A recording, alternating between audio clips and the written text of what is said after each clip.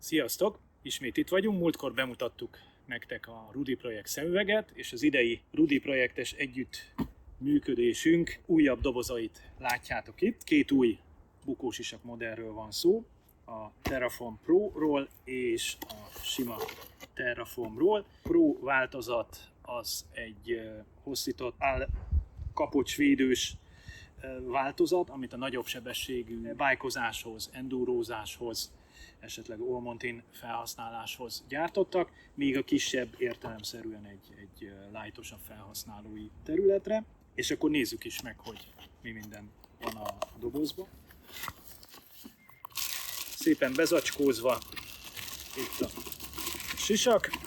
Én egy zöldet választottam a négyféle színből. A dobozban találunk még 25 mm-es vastag szivacsokat is, és magát a sisakot, és akkor a sisak így néz ki a dobozból kikapva.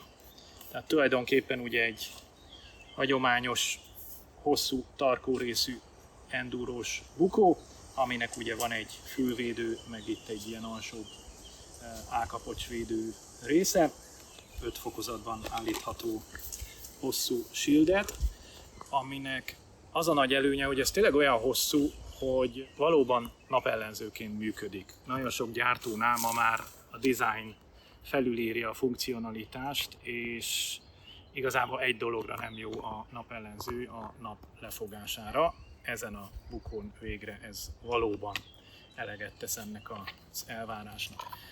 További pozitívum, ami régen nagy divat volt, ma már sajnos nem annyira, hogy elől egy nagyon komoly bogárháló rendszer teszi még kényelmesebbé és biztosabbá, azaz garantáltan méhecskék nem szállnak be a fejünkre.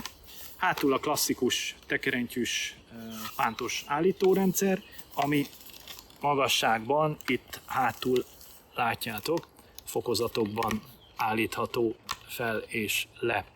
Egy sima, klasszikus csatos pántja van, és itt az embléma mutatja nekünk a konkurenciához hasonlóan. A Rudi Projektnek van egy egyedi eséskor kicsit elforgó belső héj rendszere, ami a nagy erejű eséseknél tompítja az agyra és a koponyára érkező erőhatásokat. Hogy milyen becsatolható. Itt ugye meg tudjuk kicsit húzni, a fejünkre állítjuk, és ha jó méretet rendeltünk, akkor a szemüveggel együtt is tökéletesen passzol. Shieldet menet közben is kényelmesen tudjuk állítani magunknak.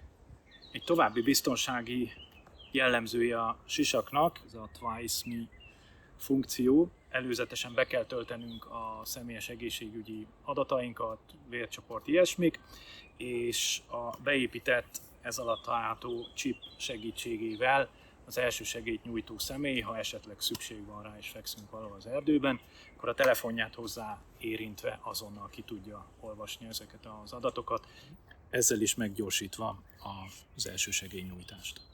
A Rudi Projekt idén 40 éves, Pro sisakhoz kihoztak egy eredeti Rudi Projekt színekben gyártott sisakot is, ami kezdetben ez a pink, magenta, fehér és kék volt, úgyhogy a kicsit hagyományosabb zöld, de matt mellett választhattok ilyet is. Rudi Projekt bemutató termében mindegyiket élőben is meg tudjátok nézni.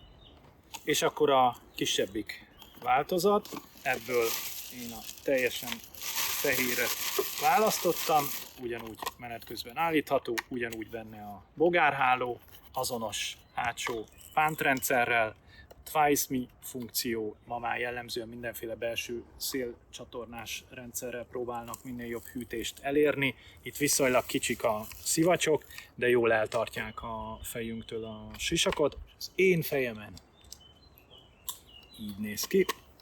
Shieldet leállítom, ez is a szemüvegemmel tökéletesen passzol, nagy szemüveggel nem tudom milyen, én olyat nem hordok, fejemre tudom állítani, az előnyösebb oldalamról is a részleteket, illetve a menettapasztalatokat majd a közeljövőben a Bike Guide felületén olvashatjátok.